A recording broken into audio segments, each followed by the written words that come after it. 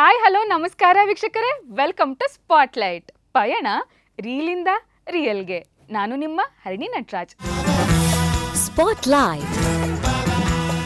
ವೀಕ್ಷಕರೇ, ನಮ್ಮ ಜಿಮ್ ರವಿ ಅವರು ಕನ್ನಡದಲ್ಲಿ ಸಿನಿಮಾಗಳನ್ನ ಮಾಡೋದು ಅಲ್ಲದೆ ತೆಲುಗುನಲ್ಲೂ ಕೂಡ ಮಾಡ್ತಾರೆ. ತೆಲುಗುನಲ್ಲಿ ಚಿರಂಜೀವಿ ಅವರು ಹಾಗೂ ಪವನ್ ಕಲ್ಯಾಣ್ ಅವರು ತುಂಬಾ ಕ್ಲೋಸ್ ಫ್ರೆಂಡ್ಶಿಪ್ ಇದೆ. ಅವರ ಫ್ರೆಂಡ್ಶಿಪ್ ಹೇಗೆ ಶುರುವಾಯಿತು, ಇವರೆಲ್ಲರ ಮಧ್ಯ ಬಾಂಧವ್ಯ ಹೇಗಿದೆ, ಎಲ್ಲವನ್ನು ಸಂಪೂರ್ಣವಾಗಿ ಈ ಸಂಚಿಕೆಯಲ್ಲಿ ನಾವು ತಿಳ್ಕೊಳ್ಳೋಣ. ಬನ್ನಿ ಅವರನ್ನು ಕಾರ್ಯಕ್ರಮಕ್ಕೆ ಸ್ವಾಗತಿಸೋಣ. ಸರ್ ನಮಸ್ಕಾರ, ಕಾರ್ಯಕ್ರಮಕ್ಕೆ ಸ್ವಾಗತ ಸರ್. ಹೇಗಿದ್ದೀರಾ ಸರ್? ತುಂಬ ಚೆನ್ನಾಗಿದ್ದೀನಿ, ಖುಷಿಯಾಗಿದ್ದೀನಿ, ಖುಷಿಯಾಗಿದ್ದೀನಿ, ನಗ್ತಾ ಇದ್ದೀನಿ. ಉದಯ ಕಾಮಿಡಿಗೆ ಬಂದಾಗಿಂದ ತುಂಬ ನಗ್ತಾ ಇದ್ದೀನಿ, ತುಂಬ ಖುಷಿ ಆಗುತ್ತೆ. ನಾನು ಉದಯ ಕಾಮಿಡಿ ನೋಡ್ತಾ ಇರ್ತೀನಿ, ಸ್ನೇಹಿತರೆ ನೀವು ನೋಡ್ತಾರೆ. ತುಂಬ ಚೆನ್ನಾಗಿ ಕಾರ್ಯಕ್ರಮ ಬರ್ತಾ ಇದೆ, ಖುಷಿ ಆಯಿತು. ಓಕೆ ಸರ್, ಇವಾಗ ಕನ್ನಡದಲ್ಲಿ ಸಿನಿಮಾಗಳನ್ನ ಮಾಡ್ತಾ ಇದ್ರಿ, ಅದೇ ರೀತಿ ತೆಲುಗುನಲ್ಲಿ ಹೋಗ್ತೀರಾ, ತೆಲುಗುನಲ್ಲಿ ಮೂವಿಗಳನ್ನ ಮಾಡ್ತೀರಾ. ಅದ್ರ ಜೊತೆಗೆ ಇಲ್ಲಿ ಹೈಲೈಟಿಂಗ್ ಪಾಯಿಂಟ್ ಏನು ಅಂತಂದರೆ ಪವನ್ ಕಲ್ಯಾಣ್ ಅವರು ಹಾಗೂ ಚಿರಂಜೀವಿ ಅವರು ಅವರ ಮನೆಗೂ ಹೋಗಿ ಅಲ್ಲೇ ಸ್ಟೇ ಆಗ್ತಾ ಇರ್ತೀರಾ ನೀವು. ಆ ಕತೆ ಹೆಂಗೆ ಸರ್? ತೆಲುಗುಗೆ ಫಸ್ಟ್ ಲೀಡ್ ಸಿಕ್ಕಿದೆ ಹೇಗೆ? ಇದು ಒಂದು ಸಣ್ಣ ಕತೆ ಥರ ಇರ್ತದೆ, ಅದೇ ನಂಬಲೇಬೇಕು. ನಾವು ಒಬ್ರಿಗೆ ಉಪಕಾರ ಮಾಡಿದ್ರೆ ನಮಗೆ ಯಾವತ್ತೂ ಅದು ಕಾಯ್ತದಕ್ಕೆ ನಾನೇ ಸಾಕ್ಷಿ. ಇವತ್ತು ಒಳ್ಳೆ ಕ್ವಶನ್ ಕೇಳಿದೆ. ನಾನು ಇದುವರೆಗೆ ಯಾರು ಈ ಕ್ವಶನ್ ಕೇಳಲಿಲ್ಲ. ನಾನು ದಾನ ಧರ್ಮ ಮಾಡೋದು, ಆಮೇಲೆ ಏನಾದರೂ ಸ್ವಲ್ಪ ಒಬ್ಬರು ಸಹಾಯ ಮಾಡೋದು ನನ್ನ ಆದ್ಯ ಕರ್ತವ್ಯ, ಜೊತೆಗೆ ನನ್ನ ಹುಟ್ಟುಗುಣ ಅದು. ನನ್ನದು ಏನಿತ್ತು ಅಲ್ಲಿ 10 ರೂಪಾಯಿ ಸಹಾಯ ಮಾಡ್ತೀನಿ, ಈ ಥರ ಮಾಡೋದು ನನ್ನ ಗುಣ ಅದು. ನವರಸ ನಾಯಕ ಜಗ್ಗೇಶ್ ಅವರು ನಮ್ಮ ಜಿಮ್ನ ಸ್ಟೂಡೆಂಟ್ ಆಗಿರ್ತಾರೆ. ಅವ್ರೇನು ಮಾಡ್ತಾರೆ, ಒಂದು ಸಿನಿಮಾ ಮಾಡ್ತಾರೆ, ಮುಂದೈತೆ ಊರಬ್ಬ ಅಂತ. ಅದರದ್ದು ನನಗೊಂದು ಪಾತ್ರ ಕೊಡಿಸ್ತಾರೆ, ಹೈದರಾಬಾದಿಂದ ಬಂದಿರ್ತಾರೆ. ಸೊ ಅದು ಧವಳ ಸತ್ಯಂ ಅಂತ ಡೈರೆಕ್ಟರ್ ಅದಕ್ಕೆ. ಸೊ ಸಿನಿಮಾ ತೆಗಿತಾರೆ, ಅದು ಸಿನಿಮಾ ಮುಗೀತದೆ, ಹೋಗ್ತದೆ. ಆ ಸಿನಿಮಾ ಎಲ್ಲ ಮುಗ್ದಾಗ ಏನಾಗುತ್ತೆ, ಅವರು ಹೈದರಾಬಾದ್ಗೆ ಹೋಗೋಕ್ಕೆ ರೆಡಿ ಆಗ್ತಾ ಇರ್ತಾರೆ. ಸೊ ನಾನು ಆಫೀಸ್ ಮುಗಿಸ್ಕೊಂಡು ಸ್ಯಾಲ್ರಿ ತೊಗೊಂಡು ಸದಾಶಿವ ಕಡೆ ಹೋಗ್ತಾ ಇರ್ತೀನಿ. ಅವರು ಅಲ್ಲಿ ಫುಟ್ಪಾತಲ್ಲಿ ನಿಂತಿರ್ತಾರೆ. ಸರ್ ಹೋಗಿ ನಾನು ನಮಸ್ಕಾರ, ಏನು ಸರ್ ನೀವು ಇಲ್ಲಿ ಅಂತಾರೆ. ಇಲ್ಲಪ್ಪ ಫಿಲಮೆಲ್ಲ ತೆಗೆದ್ವಿ, ಮುಗೀತು, ನಾನು ಹೈದರಾಬಾದ್ ಹೋಗ್ಬೇಕಾಗಿತ್ತು, ಹೋಗೋಕ್ಕಾಗ್ತಾಯಿಲ್ಲ, ಸ್ವಲ್ಪ ಕಷ್ಟದಲ್ಲಿದ್ದೀನಿ, ಹಂಗೆ ಹಿಂಗೆ ಅಂತ ಮಾತಾಡ್ಕೋತಾರೆ. ಬನ್ನಿ ಅಂತ ಅವ್ರ ಪಕ್ಕದಲ್ಲೇ ಮನೆ ಇರ್ತದೆ, ಬಾಡಿಗೆ ಮನೆಗೆ ಬಂದಿರ್ತಾರೆ, ಅಲ್ಲಿ ಹೋಗ್ತಾರೆ. ಅಲ್ಲೋದ್ರೆ ಮನೆ ಶಿಫ್ಟ್ ಮಾಡೋಕ್ಕೆ ಎಲ್ಲ ಸಾಮಾನ್ಯ ಜೋಡಿಸ್ಬಿಟ್ಟಿರ್ತಾರೆ. ಹೈದರಾಬಾದ್ ಹೋಗಕ್ಕೆ ಅವ್ರು ದುಡ್ಡು ಇರ್ತಾರಿಲ್ಲ. ನನ್ನ ಹತ್ರ ಹೇಳೋಕೆ ಅವ್ರು ಸಂಕೋಚ. ಅವ್ರಿಗೆ ನೀವು ನಂಬಲೇಬೇಕು ಮೇಡಮ್, ನಾನು ಯಾವತ್ತು ಸುಳ್ಳು ಹೇಳೋಕ್ಕೋಗಲ್ಲ, ನಂಗೆ ಸಂಬಳ ಬಂದಿರ್ತದೆ. ಆ ಕವರ್ನ ಹಿಂಗೆ ಅರ್ದ್ಬಿಟ್ಟು ಹಿಂಗೆ ಅಂದಾಗ ಅದು ಚಿಲ್ಲರೆ ಕಾಸು ತೊಗೊಂಡು ಉಳಿದ್ರೆ ಅವ್ರು ಕೊಟ್ಬಿಡ್ತೀನಿ. ಕೊಟ್ಬಿಟ್ಟು ಕೈ ಜೋಡಿಸಿ ಕೇಳ್ಕೊತೀವಿ, ಸರ್ ದಯವಿಟ್ಟು ಹೊಟ್ಬಿಡಿ ಸರ್ ಹೈದರಾಬಾದ್ಗೆ ಅಂತ ಕೇಳ್ಕೊತೀವಿ. ಅವ್ರು ಕೈ ಹಿಡ್ಕೊಂಡು ಸ್ವಲ್ಪ ದುಃಖ ಪಟ್ಕೊಂಡು, ರವಿಯವರೇ ನನಗೆ ಯಾರು ಕರ್ನಾಟಕದಲ್ಲಿ ಸಹಾಯ ಮಾಡಲಿಲ್ಲ, ನೀವೊಬ್ರು ಸಹಾಯ ಮಾಡಿದ್ರಿ ಅಂತ ಅಂದ್ಬಿಟ್ಟು ಹೊಟ್ಟೋಗ್ಬಿಡ್ತಾ ಹೈದರಾಬಾದ್ಗೆ.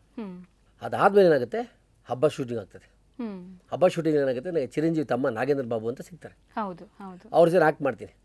ಅವ್ರ ಜೊತೆ ಆ್ಯಕ್ಟ್ ಮಾಡಿದಾಗ ಅವ್ರೇನು ಮಾಡ್ತಾರೆ, ನನ್ನ ಒಳ್ಳೆತನ, ನನ್ನ ನಡವಳಿಕೆ ನೋಡಿ ಖುಷಿಪಟ್ಟು ನನ್ನ ತುಂಬ ತಮ್ಮ ಥರ ಇಲ್ಲಿ ಒಂದು 40 ಡೇಸ್ ಜೊತೆಲಿ ಇರ್ತೀವಿ. ಅದಾದಮೇಲೆ ಅವರು ಹೈದರಾಬಾದ್ ಹೊರಟ್ಬಿಡ್ತಾರೆ. ಹೋದ್ಮೇಲೆ ಎಲ್ಲ ಆಗೋಗುತ್ತೆ. ನನಗೇನಾಗುತ್ತೆ, ಸ್ವಲ್ಪ ಚೂರು ಪ್ರಾಬ್ಲಮ್ ಆಗುತ್ತೆ ಲೈಫಲ್ಲಿ. ಎಲ್ಲರಿಗೂ ಅಪ್ ಆ್ಯಂಡ್ ಡೌನ್ಸ್ ಇತ್ತಲ್ಲ, ತುಂಬ ಬೇಜಾರಾಗಿ ತುಂಬ ನೊಂದ್ಕೊಂಡು ಸುಮ್ಮನೆ ಇರ್ತೀನಿ. ಯುಗಾದಿ ಹಬ್ಬ ಮೇಡಮ್, ನನಗೊಂದು ಫೋನ್ ಬರ್ತದೆ, ರವಿಯವರೇ ಅಂತ. ಯಾರು ಅಂತ ಕೇಳ್ತೀನಿ. ನಾನು ಧವಳ ಸತ್ಯಂ ಹೈದರಾಬಾದಿಂದ ಮಾತಾಡ್ತಾ ಇರೋದು ಅಂತಾರೆ. ಸರ್ ಹೇಳಿ ಸರ್, ಏನು ಸರ್ ಸಮಾಚಾರ? ಒಂದು 10 ವರ್ಷ ಆಗಿರ್ತದೆ ಅದಾದಮೇಲೆ. ಅದೇನೋ ಬೆಳಗ್ಗೆ ಹೈದರಾಬಾದ್ ಬರಬೇಕಲ್ಲ, ಏನೋ ನನಗೆ ಗೊತ್ತಿಲ್ಲ, ಹೆಂಗಾರ ಮಾಡಿ ಬೆಳಗ್ಗೆ ಹೈದರಾಬಾದ್ ಬಂದ್ಬಿಡೋ ಅಂತ ಕರೀತಾರೆ. ನನಗೆ ಹೈದರಾಬಾದ್ ಯಾರು ಗೊತ್ತಿಲ್ಲ, ಫ್ರೆಂಡ್ಸ್ ಇಲ್ಲ, ಏನಿಲ್ಲ, ಫಸ್ಟ್ ಟೈಮ್.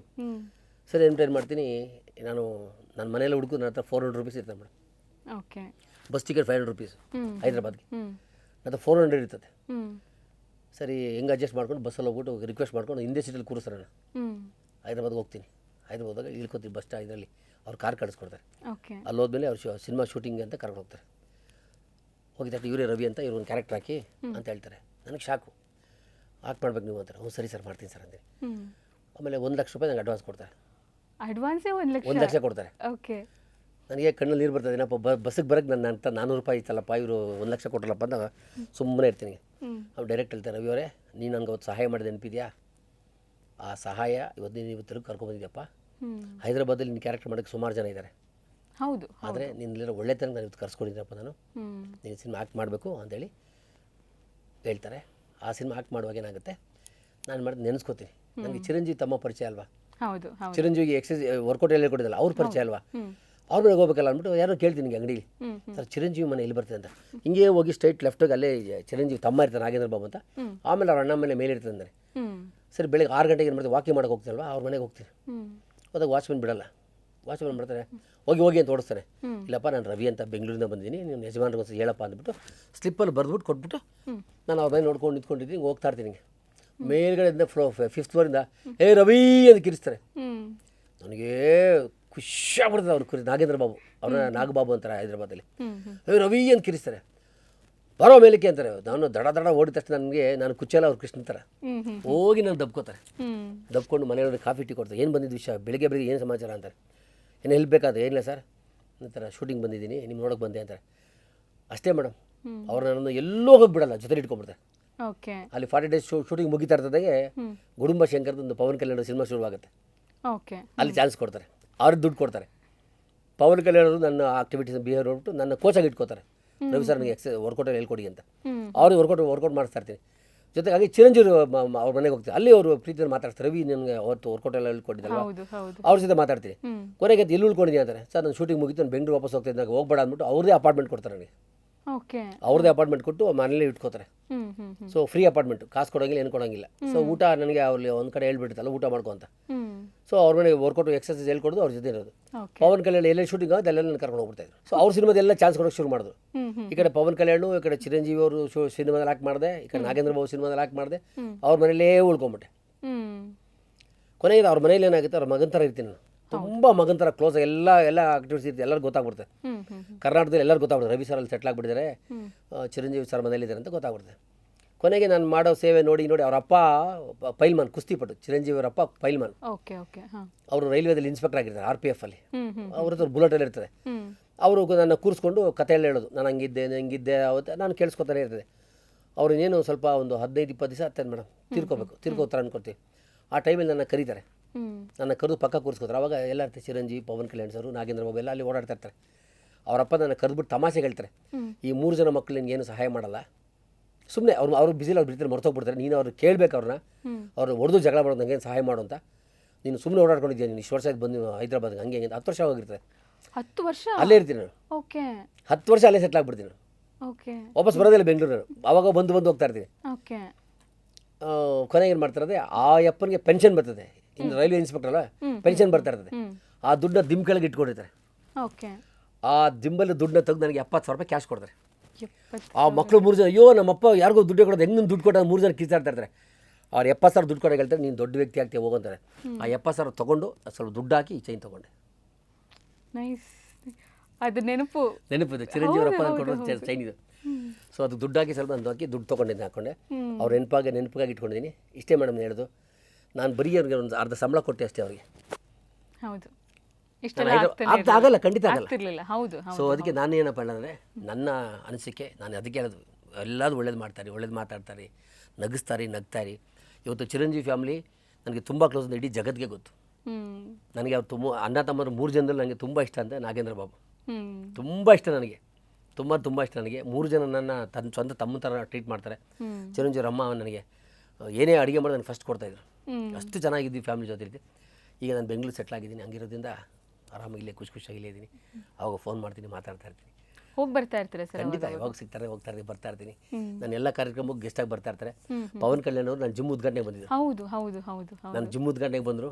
ಆಮೇಲೆ ಚಿರಂಜೀವಿ, ನಾಗೇಂದ್ರ ಬಾಬು ಎಲ್ಲ ಸಿಗ್ತಾ ಇರ್ತಾರೆ, ಮಾತಾಡ್ತಾ ಇರ್ತೀವಿ. ಸೊ ಹಂಗಿರೋದ್ರಿಂದ ಒಡನಾಟ ತುಂಬ ಚೆನ್ನಾಗಿದೆ. ಅವ್ರ ಪ್ರೀತಿ ವಿಶ್ವಾಸ, ಅವ್ರ ಆಶೀರ್ವಾದ ನನಗೆ ಸದಾ ಇರ್ತದೆ ಮೇಡಮ್. ಯಾವಾಗಲೂ ಹಾಗೆ ಇರಲಿ ಅಂತಲೂ ನಾವು ಕೇಳ್ಕೊತೀವಿ ಸರ್. ಅಂದರೆ ಇದು ಪರ್ಸ್ನಲ್ ವಿಷಯ ಆಯಿತು, ಬಟ್ ಅವ್ರ ಜೊತೆ ಆ್ಯಕ್ಟ್ ಮಾಡಬೇಕಾದ್ರೆ ಸೆಟ್ಟಲೆಲ್ಲ ಹೇಗಿರ್ತಿತ್ತು ಸರ್? ನಾನು ಪವನ್ ಕಲ್ಯಾಣ್ ಜೊತೆ ಒಂದು 11 ಸಿನಿಮಾ ಮಾಡಿದೆ. ಬೇರೆ ಎಲ್ಲ ಸಹಿತ ಒಂದು 30-35 ಸಿನಿಮಾ ಮಾಡಿದೆ. ಯಾರು ಆ ಥರ ಅಹಂಕಾರ ಎಲ್ಲ ಇರಲ್ಲ.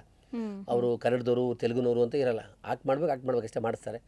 ನನಗೆ ತುಂಬ ಸಪೋರ್ಟ್ ಮಾಡಿದ್ರು. ಎಲ್ಲ ಸಿನಿಮಾದಲ್ಲಿ ಆಕ್ಟ್ ಮಾಡಿದ್ದೀನಿ, ಒಳ್ಳೆ ಹೆಸರು ಬಂತು. ಹೈದರಾಬಾದಲ್ಲಿ ಒಳ್ಳೆ ನನ್ನ ಕೀರ್ತಿ ಬಂತು. ಹೈದರಾಬಾದಲ್ಲಿ ನನ್ನನ್ನು ಬೆಂಗಳೂರು ರವಿ ಅಂತ ಕರೀತಾರೆ. ಸ್ಪೋರ್ಟ್ಸಲ್ಲಿ ಇದ್ದಾಗ ನನ್ನ ಕೋಲಾರದಲ್ಲಿ AV ರವಿ ಅಂತ ಕರೆದ್ರು, ನಾನು ಹುಟ್ಟೂರಲ್ಲಿ. ಆಯಿತಾ, ಸಿನಿಮಾಗೆ ಬಂದಾಗ ಇಲ್ಲಿ ಬೆಂಗಳೂರಲ್ಲಿ ಜಿಮ್ ರವಿ ಅಂತ ಸ್ಟಾರ್ಟ್ ಆಯಿತು. ಹೈದರಾಬಾದಲ್ಲಿ ಬೆಂಗಳೂರು ರವಿ ಅಂತ ಶುರುವಾಯಿತು. ಸೊ ಇವಾಗೇನಾಗಿದೆ, ಒಟ್ಟಾರೆ ಬೆಂಗಳೂರು ರವಿ, ಜಿಮ್ ರವಿ, AV ರವಿ. ಈಗ ನಾವು ನಿಮ್ಮನ್ನು ಏನಂತ ಕರೆಯೋದು ಸರ್? ಉದಯ ಕಾಮಿಡಿ ರವಿ ಅಂತ ಕರೆಯೋದು. ಇವಾಗ ಹೊಸದಾಗಿ ಇನ್ನೊಂದು ನೇಮ್ ಅಂತ. ಯಾಕಂದರೆ ನಮ್ಮಂಥ ಕಲಾವಿದರನ್ನ ಕರೆಸಿ, ಕ್ರೀಡಾಪಟುಗಳನ್ನ ಕರೆಸಿ, ಉದಯ ಕಾಮಿಡಿ ಅವರು ಪ್ರತ್ಯಕ್ಷ ಯಾರ್ಯಾರು ಈ ಕಾರ್ಯಕ್ರಮ ಬಾ ರವಿ ಅಂತ ಕರೆದಲ್ಲ, ಅವರೆಲ್ಲರಿಗೂ ನಾನು ಶರಣು. ಯಾಕೆ ಅಂತ, ಒಬ್ಬ ಕ್ರೀಡಾಪಟು ಸಹಾಯ ಮಾಡಿ 100 ಜನ ಕ್ರೀಡಾಪಟುಗಳು ನಮ್ಮನ್ನು ಕರೆಸ್ತಾರೇನೋ, ನಮ್ಮನ್ನ ಈ ಥರ ಕರಿಬೋದು ಅಂತ ಒಂದು ಖುಷಿಯಲ್ಲಿರ್ತಾರೆ. ಅಂಥ ಕ್ರೀಡಾಪಟುಗಳೆಲ್ಲ ನೀವು ದಾರಿದೀಪ ಆಗಿದ್ದೀರಾ, ಮಾದರಿ ಆಗಿದ್ದೀರಾ. ನಾನಿಷ್ಟೇ ಕೇಳ್ಕೊಳ್ಳೋದು, ನನ್ನೊಬ್ಬನ್ನೆಲ್ಲ ಮೇಡಮ್, ನನ್ನಂಥ ಕ್ರೀಡಾಪಟುಗಳು ಸಾಧನೆ ಮಾಡಿದ್ರು ಎಲ್ಲ ಕ್ರೀಡೆದಲ್ಲಿದ್ದಾರೆ. ಅಥ್ಲೆಟಿಕ್ಸು, ಕ್ರಿಕೆಟು, ಫುಟ್ಬಾಲು, ಬ್ಯಾಸ್ಕೆಟ್ಬಾಲು ಎಲ್ಲದಲ್ಲಿದ್ದಾರೆ. ಅವರೆಲ್ಲ ಕರೆಸಿ ಅವ್ರದ್ದು ಇಂಟರ್ವ್ಯೂ ಮಾಡಿ ಅಂತ ನಾನು ದಯವಿಟ್ಟು ಕೇಳ್ಕೊತೀನಿ. ಖಂಡಿತ ಸರ್, ಖಂಡಿತ ಮಾಡ್ತೀವಿ.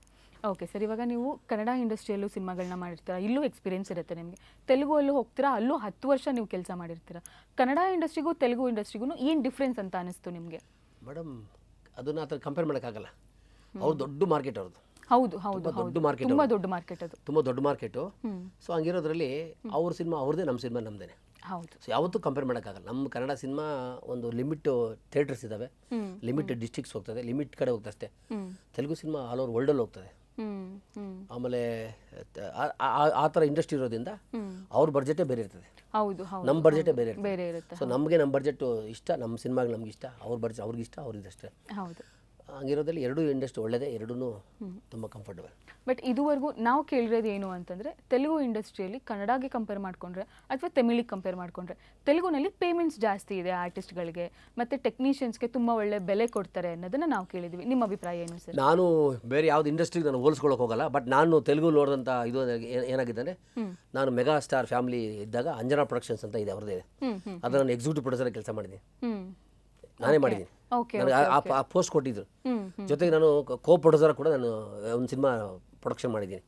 ಸೊ ಹಂಗಿರೋದ್ರಿಂದ ನನಗೆ ತೆಲುಗು ಇಂಡಸ್ಟ್ರಿ ನಂಗೆ ತುಂಬ ಚೆನ್ನಾಗಿ ಗೊತ್ತಿರೋದ್ರಿಂದ ಎಲ್ಲ ಕಡೆ ಒಂದೇ ಮೇಡಮ್, ಅಂದರೆ ಬಜೆಟಿಗೆ ತಕ್ಕಂಗೆ ಪೇಮೆಂಟ್ ಅಷ್ಟೇ, ಬಜೆಟಿಗೆ ತಕ್ಕಂಗೆ ಪೇಮೆಂಟ್ ಇರ್ತದೆ. ಅವ್ರೇನು ಮಾಡ್ತಾರೆ, ಕನ್ನಡದಲ್ಲಿ ಒಂದು 3 ಮಂತ್ಸಲ್ಲಿ ಸಿನಿಮಾ ಮುಗಿಸಿದ್ರೆ ಅವ್ರು 1 ವರ್ಷದಲ್ಲಿ ಸಿನಿಮಾ ಮುಗಿಸ್ತಾರೆ.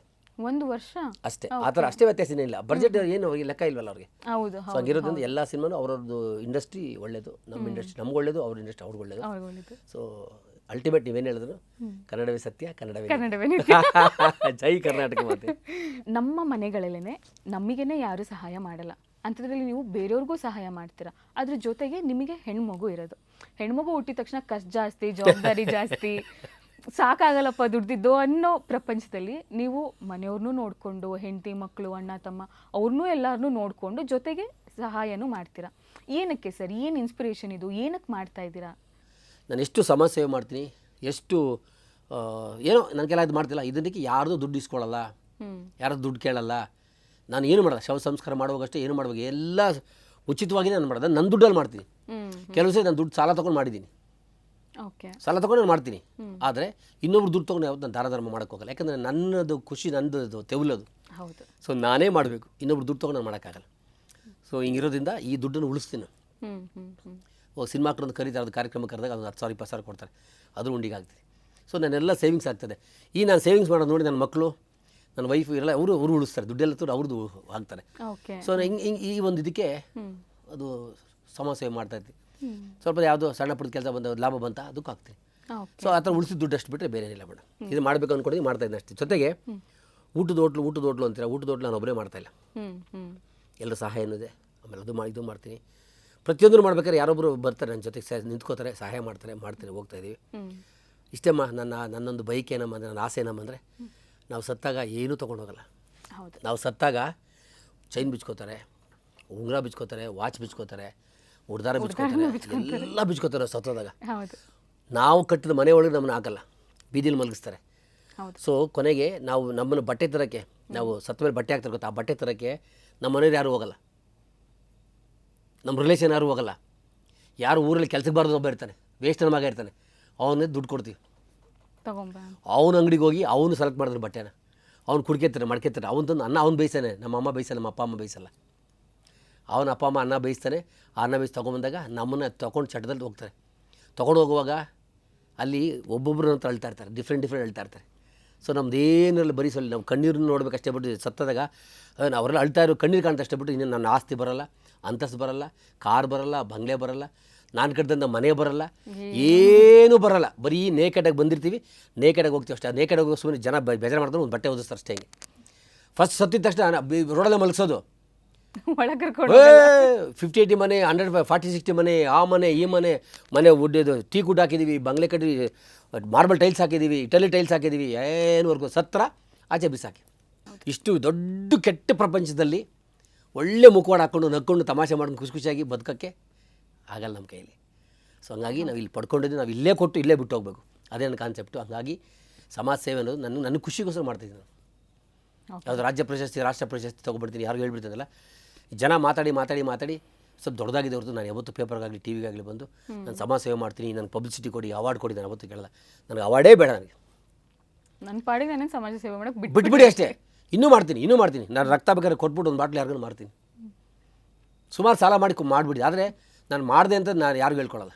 ಸೊ ನನ್ನ ಮನೇಲಿ ಹಿಂಗೆ ಸಪೋರ್ಟ್ ಮಾಡ್ತಾರೆ, ನನ್ನ ಫ್ಯಾಮಿಲಿ ಸಪೋರ್ಟ್ ಮಾಡ್ತಾರೆ, ನಮ್ಮ ಅಪ್ಪ ಅಮ್ಮನ ಆಶೀರ್ವಾದ, ನನ್ನ ಅಕ್ಕ ತಂಗಿರ ಆಶೀರ್ವಾದ, ನನ್ನ ಹೆಂಡತಿ ಮಕ್ಕಳ ಆಶೀರ್ವಾದ, ಎಲ್ಲರೂ ಒಟ್ಟಾರೆ ಒಂದು ಆಶೀರ್ವಾದದಿಂದ ಈ ಒಂದು ಸಮಾಜ ಸೇವೆ ಕೆಲಸ ಮಾಡ್ತಾಯಿದ್ದೀನಿ. ಇನ್ನೂ ಒಳ್ಳೆ ಕೆಲಸ ಮಾಡ್ತೀನಿ.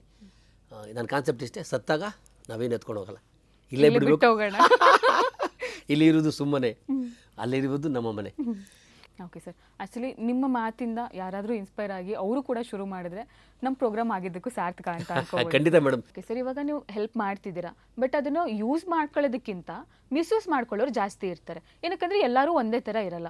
ನೀವು ಮಾಡ್ತಿದ್ದೀರಾ ಅಂತ ಗೊತ್ತಾಗಿದ ತಕ್ಷಣ ಯಾರೋ ಬಂದು ಏನೋ ಕೇಳಿದ್ರು ಅಂತಂದಾಗ ಅವ್ರು ಜಿನೇನ ಕೇಳ್ತಿದ್ದಾರೆ, ಇಲ್ಲ ಅವ್ರಿಗೇನೋ ಏನಕ್ಕೋ ಬೇಕು ದುಡ್ಡು ಅದಕ್ಕೆ ಕೇಳ್ತಾರೆ ಅಂತ ನಿಮಗೆ ಹೆಂಗೆ ಗೊತ್ತಾಗುತ್ತೆ? ಒಳ್ಳೆ ಕ್ವಶನ್ ಇದು. ಮೊದಲು ನಾನು ತುಂಬ ಕೊಟ್ಟು ಮೋಸ ಹೋಗ್ಬಿಟ್ಟಿದ್ದೀನಿ, ತುಂಬ ಮೋಸ ಹೋಗ್ಬಿಟ್ಟಿದ್ದೀನಿ. ಆಮೇಲೆ ಹೋಗ್ತಾ ಗೊತ್ತಾಯಿತು ಜಿನೇನ್ ಯಾರು, ಸುಳ್ಳು ಯಾರು, ಮೋಸ ಮಾಡೋಕ್ಕೆ ಯಾರು ಬರ್ತದೆ ಗೊತ್ತಾಗುತ್ತೆ. ಸೊ ಈಗ ಆ ಥರ ಏನು ಮೋಸ ಹೋಗ್ತಾ ಇಲ್ಲ ನಾನು. ಯಾಕೆಂದರೆ ನಾನೇ ಓಲ್ ಆ್ಯಂಡ್ ಸೋಲ್, ನಾನೇ ಬಾಸ್, ನಾನೇ ಸೇವಕ.